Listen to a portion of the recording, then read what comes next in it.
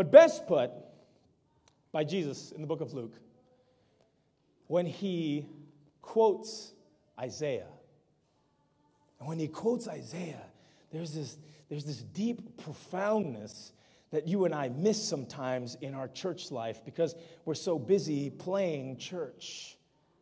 How do we keep each other accountable? According to Isaiah, the Spirit of the Lord is upon me because he has anointed me to preach the gospel to the poor. He has sent me to heal the brokenhearted, to preach deliverance to the captives and recovery of sight to the blind, to give liberty to those who are oppressed, to preach the acceptable year of the Lord. This is the mission of the church. So when the church is keeping each other accountable, this is what we're keeping each other accountable for. Are we loving right? Are we helping save lives right? Are we serving enough? Are we creating redemption in our life and in others' lives? Hebrews, the author, does this with it. He gives us 4 things. 1, stir each other up. Turn to the person next to you and say, stir me up. Turn to the person closest to you on the other side and yell out, stir me up. Stir me up. Stir each other up. Secondly, it's to love and good works. Thirdly, it's to not neglect coming together. And fourthly, it's to encourage one another. This is what a church does. So when we as a church, as a people, when we keep each other accountable, these are the things that we're keeping each other accountable for. This is what the author suggests you and I's church life should be like. In case you have missed what the real picture of a church should be, this is it. This is what we keep each other accountable for. This is what we should be calling each other during the week about. This is what we should be asking each other in each other's personal lives. It is these 4 things. Stir it up. Stir each other up. It's been a long, long time. Yeah. Since I've got you on my mind. Now you are here, I said, it is so clear. There's so much we could do, baby, just me and you. Does anybody know where that's from? It's Bob Marley. Interesting to me as I heard that song earlier this week, and I was listening through for some songs, how spiritual that is. He has just put into words what the church community should be like. You have been on my mind all week long. I have been thinking about you and the things you and I could do together. We are to stir each other. We're supposed to help each other into action. The church is supposed to be a place in which iron sharpens iron, says the book of Proverbs. We should be able to when we recognize that we're coming together, we know that we're going to become better people when we come together. Somebody say amen. We're going to be better people when we come together. This is our goal. This is what we do. We stir each other to good things. Alas, churches aren't always like that, are they? We don't necessarily sharpen each other. In fact, sometimes what we like to do is bludger each other, right? We bring in, instead of iron on iron, we like to bring in big clubs and just bash each other in sometimes, don't we? And then you walk away from church feeling like, man, this was the worst Sabbath ever. Everybody was just down on me. Iron sharpens iron. Proverbs 27, verse 6 says this: wounds of a sincere friend are better than many kisses of an enemy. Wounds of a sincere friend. Our job is to make each other better. And sometimes that rubs not so good. Right? Sometimes it's wounding when we hear something about us that we don't like to hear. Because sometimes we know what we need to change, we just don't want to change it. So when we don't want to change it, we don't look at it. But if we have friends who are true and real, they really help us look at things we need to change. Turn to the person next to you and say, I love you. Turn to the door and say, I love you. Remember that when you're getting wounded. We like the kisses, whether it's from a friend or an enemy. We like to hear the good. We like it when it feels good. We like when people tell us things we want to hear, and we crave that. That's our internal craving. And so we want to go places where people will always tell us something good. The only problem is we're not all good, and where we need changes to happen, we need someone who loves and cares enough for us to say, this needs to change in your life. Not because we're condemning you, not because we've got issues, but because I want you to be a better person. I want you to, somebody's running around that microphone. What's happening there? A random microphone? Is that me? Okay, we're back. We need people who care about the betterment of who we are. Your church needs to be a place in which it wants you to be a better person. Not just what you'd like to be, because we all like to be something, right? We've all had dreams in our life that hasn't come true. Anyone here ever wanted to be a professional athlete? You ever wanted to do that, right? And then did any of your real friends have the nerve to tell you weren't going to make it? You ever watch American Idol? Man, those first couple seasons were really good. When they would start showing the tryouts, and there were people trying out who should never sing in public, right? But none of their friends ever told them, don't do it. Because sometimes we are affectionate towards kisses, whether from a friend or an enemy. We don't like being wounded so much. In today's world, we've become very sensitive. Everything hurts. And if you hurt me, I don't want to be hurt. Let me leave this place. Let me not be around you. But a church is a place where we want people to be better. Where I want you to leave here better than when you came. Where I want you to have a better relationship than the relationship you came with. Where I want you to have a better health than the health you came with. Where I want your iron to be sharpened when it is next to my iron. Wounds of a sincere friend are better than many kisses of an enemy. Romans chapter 14:10 says, but let us not be condemning. Instead, let us uplift. In fact, it's so poignant because it really says that the day of reckoning is coming soon. There's a day of judgment coming soon. So Paul reminds us in the book of Romans that it's not you and I's place to judge. In fact, we're getting judged soon. So we don't even have the right to judge someone. The job of the church is not to go around judging each other. Somebody say amen. It is not to go around judging each other. It is to go around uplifting each other. Stirring each other, sharpening each other, encouraging each other. We miss that. We often miss that. I want you to turn to the person next to you and say, don't judge me. Turn the other way and say, don't judge me.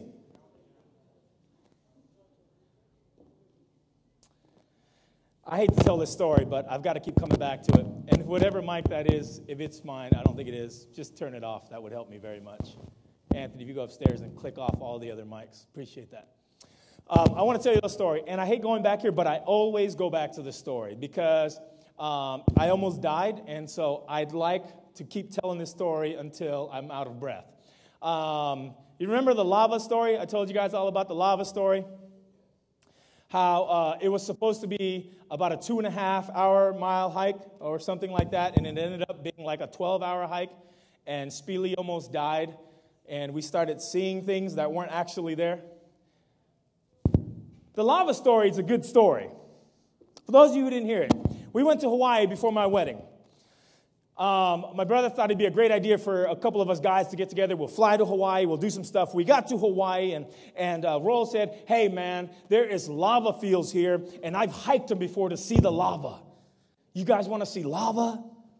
And I said, yeah, man, I want to see lava. He said, it's live, it's flowing, it's not even that far. We'll drive there, and then we'll hike to the lava pits. And we said, okay, let's do it. And he said, we'll do it at night, because that's exciting. This was the first mistake. We'll do it at night because it's exciting, right? So we drive to this place, and what happened is the lava it's been flowing. It's been flowing the whole time. But the lava flowed so much that it covered the road. So there wasn't even a road anymore to where we start hiking. It was just lava everywhere. It was dried up, cold lava. And in the distance, you saw a little smoke and a golden light coming out, letting you know that's where the lava was. And Will said, okay, this isn't going to take very long. We're just going to hike over there, and we're going to do this lava thing. Maybe it's me. The pack? You tighten the pack. This one? All right. How about now? How about now? Oh.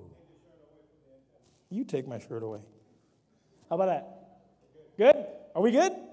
Can you hear me okay? Okay. So we're going down the lava, right? We pull over to park, and we begin to hike this lava. This is supposed to be like a 2.5-hour hike, right? Rounding out about hour 6. We're still walking in the mid of darkness. The light is as far as it was from before. And we're saying to ourselves, maybe we should turn around. And Roll says, no. We can do it. We can make this hike. And when you get enough men together with enough testosterone, nobody wants to be the first to quit. I will be the first to tell you, I was waiting for someone to say, let's turn around, and I would have turned around. And I'm sure all the other men with me were waiting for that same signal, but none of us would be the first to do it. And so we just kept hiking and kept hiking and kept hiking and kept hiking and kept hiking. Next thing we see, the light of day begins to come up.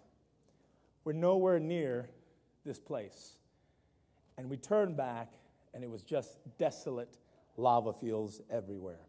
This is something you see on Man versus the Wild. And he shows you how to survive, right? And I was thinking, what I need to do right now is to jump into the ocean and let a current take me back to civilization. And that was probably the worst thing you could think of. And Roll, and we finally said, okay, look, we've come far enough. I had gotten down to the point where I had taken most of my clothes off and was carrying it. I don't know why. It's lava. It was long, and I was tired.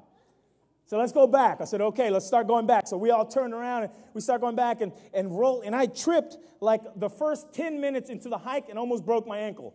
So I'm walking through lava fields. These are sharp rocks coming up, and I'm like trying to hike, and we turn around, and everybody starts to take off. Like Roll and Chris just start taking off. They're not caring about us anymore. They want us to die. They're just, boom, gone, right? And it's Speely and I. And Speely's got busted legs. If you know Speely, he can't walk very far. He'll kill you with his arms, but his legs are very weak, right? So we start walking back, and we walk back for hours. We start thinking we see people. We start yelling. It ends up being rocks. We get further. We see more rocks.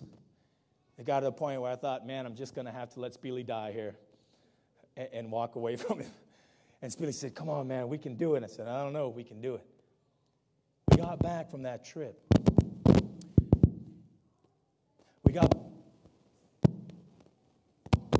Oh, my goodness gracious. Hold it.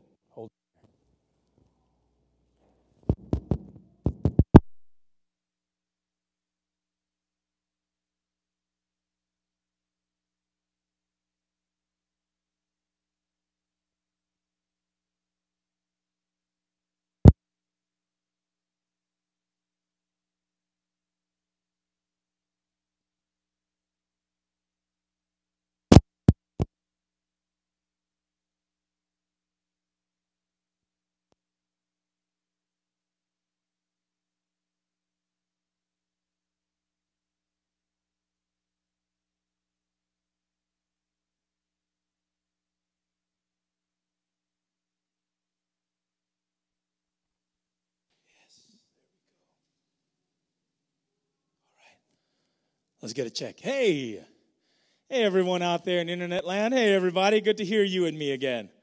Happy Sabbath. All right. Let me wipe some sweat and let's keep going. Okay, all right. Here we go. Stirring each other up. We got through this whole trip, and we get back to the house, to the apartment we were at. Speely said something to me. He said, I never want to see lava again. Never. He said, I don't want anybody talking about it around me. I don't want to see pictures of it. I don't ever want to see lava again. I thought to myself, wow, if we only had one girl with us, all we needed was one girl, right? Because I feel as if there was too much testosterone there. If there was just one girl, we would have gotten about half an hour, and the woman would have been smart enough to say, guys, it's too far. And the rest of us who were waiting for someone to say that would have said, yeah, let's go back home, and turn around. And then we could have gone and ate somewhere and talked about how we almost made the lava, right? This is what I'm talking about. It's the ability for someone else, for a group to be able to recognize the situation, to judge the situation, but not the person. The church's job is to judge situations, not judge the person. So that when someone is in a deep lava field, the church could say to that person, listen, we want the betterment of your life. We love you. We want you to turn around. We want you to be at safety. Our job is to be able to stir each other up, to stir potential possibilities, to stir dreams and visions, to stir servanthood, to stir redemption, to stir reconciliation, to stir a better life. Unfortunately, including our church gets it wrong sometimes, don't we? We stir condemnation. We stir judgment. We stir harsh words. We stir little pockets of their own friendships and little cliques here and there. And we begin to fall apart as opposed to hold each other up. So the first is to stir it up according to the author. The second is, and this is pretty good, love and good works. Hebrews chapter 10, that's where we're at. Love and good works. This is actually what the author speaks of, that we begin to stir love and good works in each other. When a church recognizes that Jesus Christ is the helm and captain of their ship, when he has been the sacrificial lamb and creates sacrifice and salvation for us, this is what we begin to do as a church together. We begin to love well and have good works among us. It is essential to who we are. So I threw up some verses. If you want to write these down, if you want to read it, you'll know it. Ephesians chapter 2, verse 10. For do you not know that you are God's masterpiece, created to do good works? You were created to do good things. That is what we were created to do. 1 Corinthians chapter 13 is called the love chapter. And it basically suggests that regardless of how great our faith is, and if we become a martyr and all the things that we do, if we don't have love, we are nothing. John chapter 13, verse, what is that? 35. John 13, verse 35 speaks to us about our job as disciples. Jesus said that the world will recognize us by our love. Obviously, Isaiah 61 is where we go back to with Jesus quoting Isaiah 61 about his job was to come here, bring reconciliation and redemption to the poor and the broken. In Matthew 25, we've spoken of frequently among our community. When Jesus separates us and he says, come with me. And we say, well, when did we see you hungry and thirsty and in prison? And he says, when you've done it to the least of these, you've done it to me. This is what James chapter 2 has to say about this. And I like this. Because the author says that we should stir each other up in love and in good works.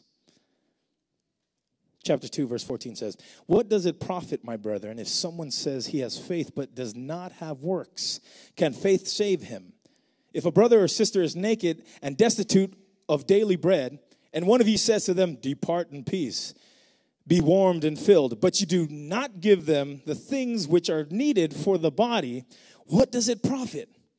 Thus, faith by itself, if it does not have works, is dead. In other words, we can't just be a church that talks a good game. We can't just be a church that comes together because that's what we do. We can't just be a church that celebrates being a church. If indeed we are a church, then we are a church in action. We are serving. We are loving. We are doing good works. And our faith is empty if our faith has no works. So whoa, clear that up, Pastor. I mean, do we get saved by works then, or saved by? No. If we're looking at Hebrews, we've already recognized that Jesus has saved us. He's the master sacrifice. He's got that all covered. But because he does, you and I's life is transformed. And so good works becomes our thing. We become more loving. We want to do good things to each other. And it could be a test that you and I use. If we say that we love Jesus, but we don't do anything good for anyone else, it's a good possibility we don't really love Jesus. Somebody say amen. If you claim to be Christian, but your actions aren't Christ-like, it's a good chance you're not really Christian. So James puts this out to you and I. We can't just tell people good luck. We can't just pray with people. We have to move in the action of redemption for people. It is the church's job to keep you accountable for that. It is my job as a pastor to urge you to do that. It is my job to ask how your relationships are doing. Have you been good to the people around you? It is my job to encourage you and say, look, you can be a nicer person. Somebody say amen. Turn to the person next to you and say, you can be nicer. If you're watching on the internet, turn to the person next to you and say, you can be nicer.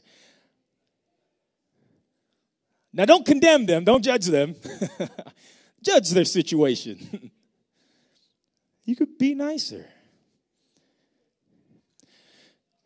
Oftentimes, the church has taken the position of trying to judge a character by the clothes they wear or by their attendance. But in reality, the church is supposed to help judge and encourage you in the sense of your personhood. Are you like Jesus? I don't mean the beard or long hair. I don't mean the way you dress. Somebody called me Moses outside. Right?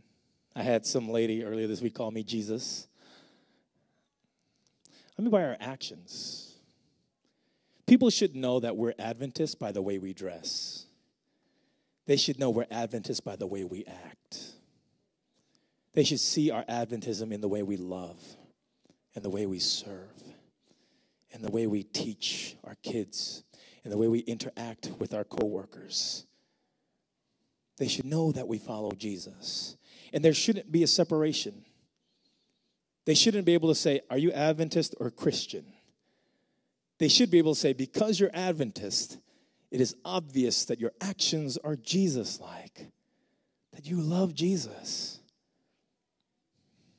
If we've created a schism there, if we've created some kind of divide there, then we are in the wrong. You and I must not just know good, we must do good. You and I must not just talk about love, we must actually love. Do you recognize that the enemy knows the Bible better than we do? Demons understand Scripture. But what separates them from us is they've not chosen to do what they know. So to love. Thirdly, Siri's talking to me today. Thirdly, don't neglect being together. Don't neglect being together. We are most efficient when we're together. So I'm going to give you some verses to keep in mind here. Don't neglect being together. We are more efficient as a people when we work together. As individuals, as followers, as individual followers, we have blind spots. You and I have a lot of blind spots. The problem is we don't recognize our blind spots unless we're in community, and the community is willing to work together. Romans chapter 12, Ecclesiastes chapter 4, Matthew chapter 18 says, where 2 or 3 are gathered in my name, there I will be as well. There's something powerful about us being together. There's something powerful about having someone next to you, encourage, uplift, and hold you. Ecclesiastes says, sad is the man who lays down by himself because he's cold at night. But when there's two of us, when there's two there, one can can pick the other up when they fall. Being together is important. I had just gotten out of a relationship. Not this one. This one's awesome. My wife is... We're still in a relationship, honey. Don't get worried. I'm not talking about you. Quite a few years ago now. Quite a few years ago. I just gotten out of a relationship. And it wasn't dire painful. You know, when you get out of, there's certain relationships you get out and you feel like somebody ripped your heart out and tore it to pieces. It wasn't one of those. It was a relationship that I'd gotten out of, and it made me somber about it, And one night after it happened quite recently, I went to my room and I just kind of laid there, and I just wanted to be by myself. And I wanted to soak a little bit, and I wanted to complain a little bit. And it felt horrible. I just wanted someone to come in and give me some love and say, hey, it's going to be fine. But I didn't want to go ask for that. So I just kind of sat in my room. And what happened was my sister, Linda, comes into the room. And I heard her come into the room, but I couldn't see her because I was laying away from the door. And she opens the door, and I could feel her presence. She's just standing there. Now, you got to know, in the Polynesian culture, it's weird. Like, we don't really hug and love each other, brothers and sisters. We don't, if, like my sister, my older one, if Eva wants to console you, she'll put you in like a lock of some sort, like a submission hold, until I'm fine, let me go, right? And that's how Eva loves, right? And Linda comes in there, and I can feel her standing at the door, and I'm like, oh man, this is awkward. Please don't touch me, right? I feel her just standing there at the door, and I'm laying there, and a portion of me wants to say, come hug me. And another portion said, don't touch me. I'm sitting there, and then I feel her coming, and she's sitting on the bed now. She's just sitting on the bed, and I'm just there, and I'm like, man, this is super awkward, right? Like, what do I do? Should I turn around and punch her in her shoulder and be like, hey, good to see you. I feel better. Get out of my room type deal, And I'm just lying there, and it's just kind of, she's just kind of sitting there, and we're not saying anything, and I'm just in my somber moment. And then she lays down like this, I'm here, she lays down. And I feel her roll closer and closer. And then she does this. She just puts her hand on my back like that. And in my spirit, I'm like, oh, I need that. She doesn't say a word. She doesn't make any radical actions. She's lying there, and her hand on my back. Maybe 10, 15 minutes later, the hand moves away. I feel her roll off the bed. Does an awkward sit-up, walks out, creaks, and the door just shuts. We've never talked about that moment. I'm surprised she's not here. She'd have been like, oh, my goodness. We never talked about that moment. Best moment of that whole situation. And she didn't say one word. Because we have blind spots, and sometimes we think we can deal with stuff alone. Like, I don't need a community. I don't need to go to church to actually love Jesus. I don't need this and that. And we don't recognize just how important it is to have someone who understands your blind spot, who's not going to rush in and shake you up, who's not going to damage your heart. It just subtly comes by right near and touches your spirit. That's what church does. That's why we don't neglect coming together.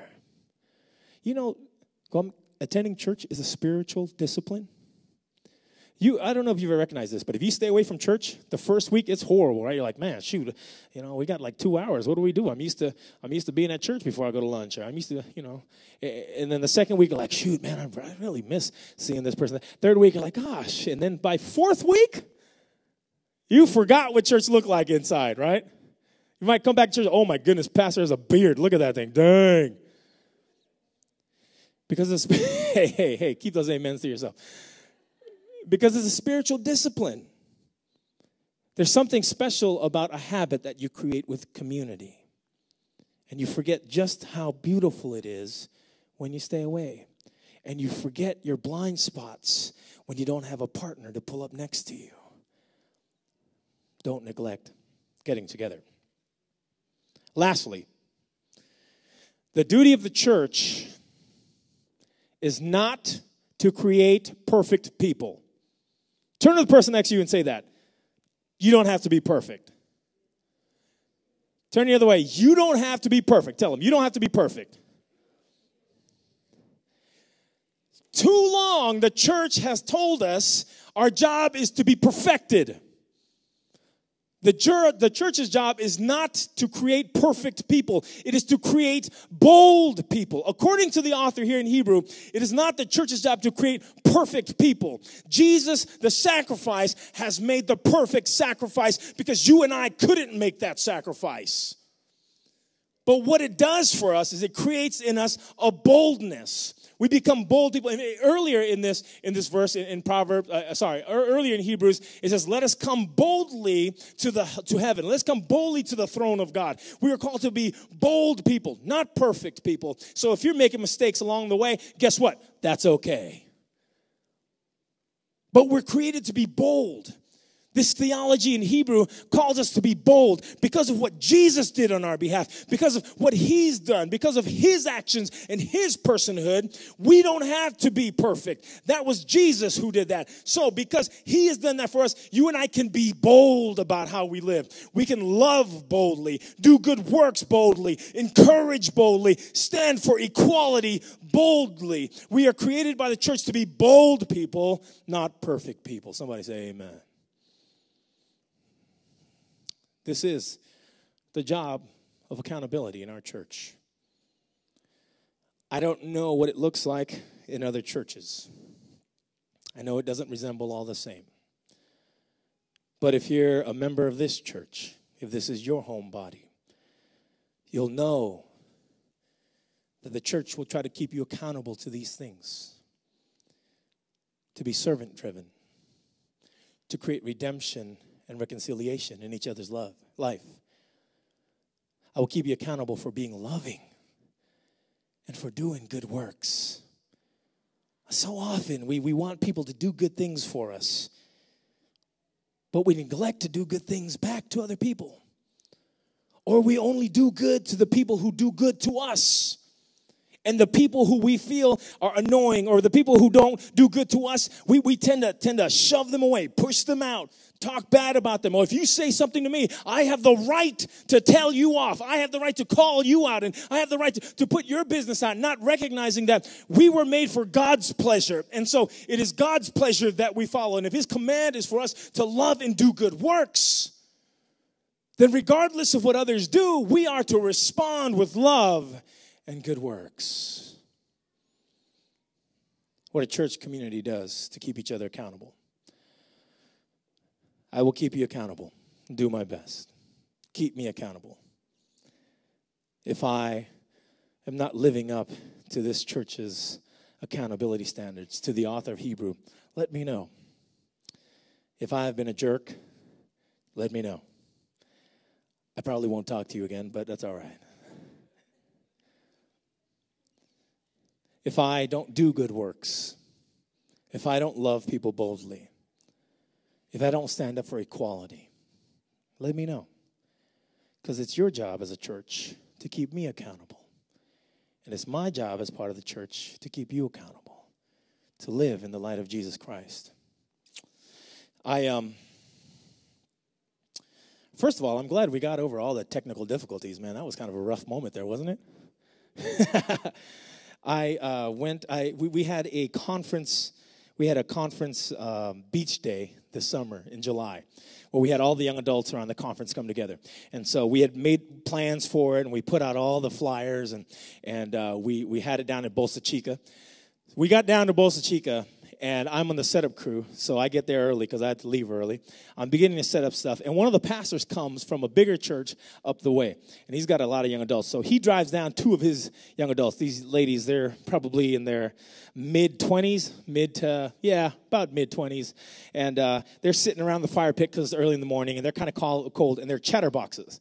You know, they're chattering away, and I'm setting up stuff. You know, I got the tents in my hands, and I'm beginning to put stuff down, and I'm listening to them talk, right? And they're talking about stuff, and I forget what it's like to be like that age, where you're still in college, and like you're single, and they're talking about their handwriting, and it was, like, my handwriting is like totally changing. No, really? Yeah, it is, like totally changing. I hope you're not watching right now, but you're awesome.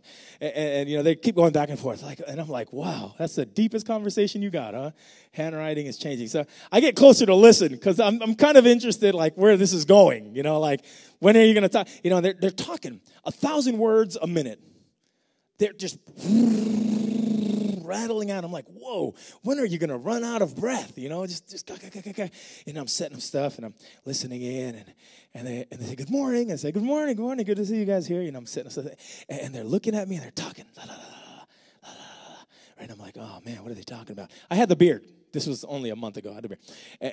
And one of the girls stops, and she goes, excuse me. I said, yeah. She says, where are you from?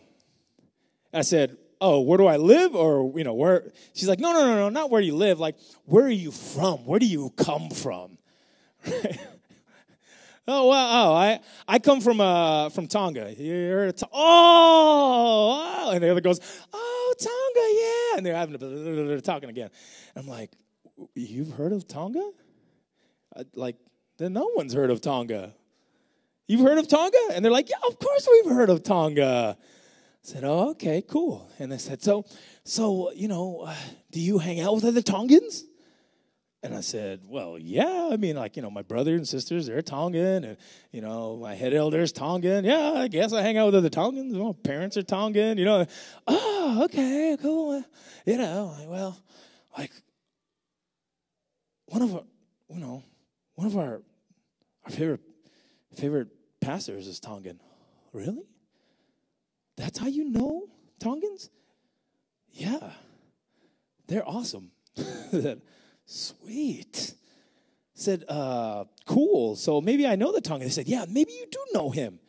Maybe you do know he's, I don't know. What's his name? And they're like working out. What's his name? I can't.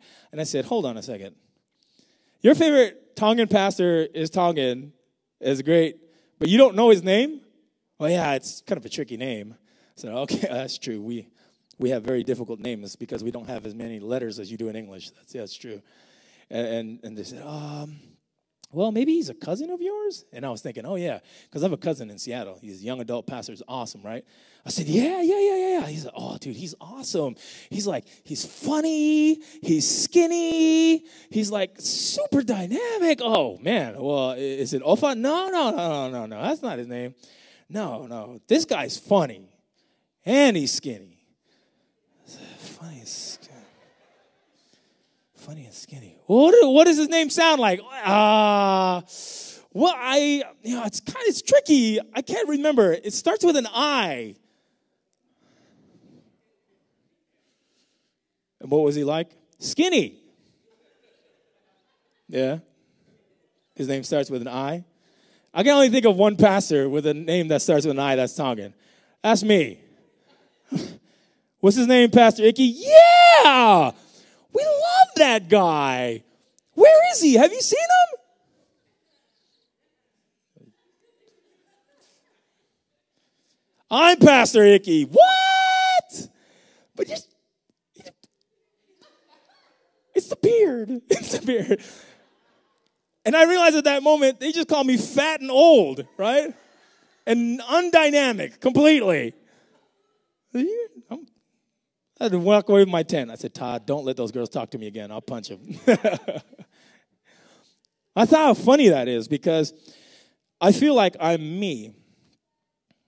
But what did they see? What did they recognize about who I am? And sometimes we feel like we're Christian. But can the world recognize that Christianity in us? We call ourselves Christians. But are we really following Christ? Are we loving and serving and doing good works? Are we saving? Are we creating redemption? Are we encouraging each other? Are we coming together? I want to encourage you. Here at this church, let us not neglect coming together and encouraging each other and loving each other and doing good works. Because that is who Jesus is. May the world see Christianity in us as we would claim it. Pray with me. Father, forgive us if we have made the Christ community about the wrong things. Forgive us for not keeping each other accountable appropriately. Lord, I ask that you move about our church family. Teach us how to be more loving, to serve boldly, to encourage boldly, to be a people who not only calls themselves Christians, but in our very lives reflect Jesus Christ. So that when you come for us one day, Father, you will recognize that among the 2 or 3 of us that have gathered faithfully, we have created less blind spots. We have become more efficient, and we have served your mission as best as we could. I ask, Father, that you draw us closer together as a community. Teach us how to love each other and bear with each other more. Give us patience and understanding. Let us walk in each other's footsteps and hear the pains that each other goes through.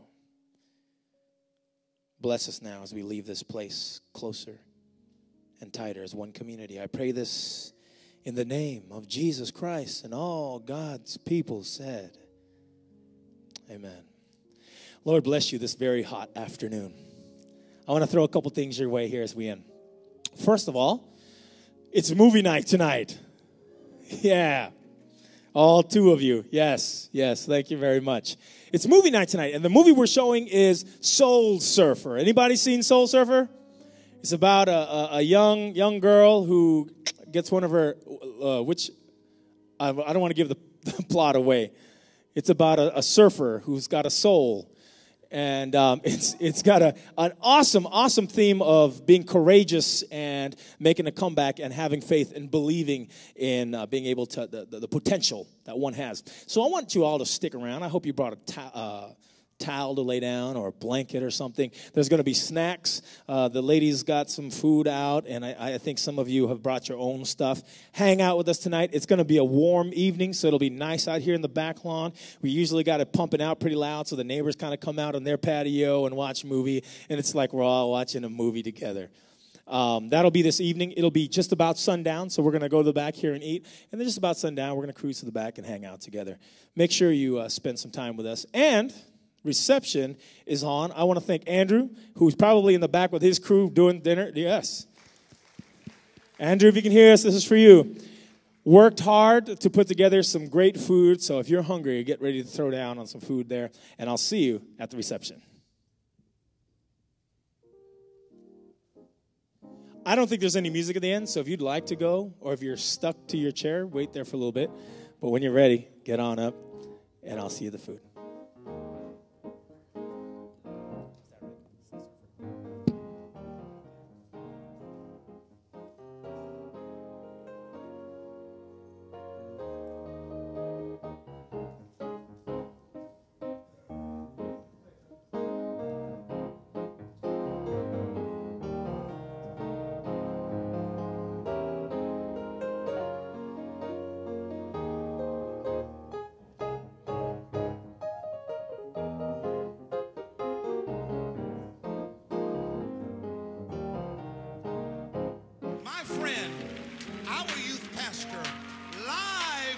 Faith Center. Integrity recorded artist Jonathan Nelson featuring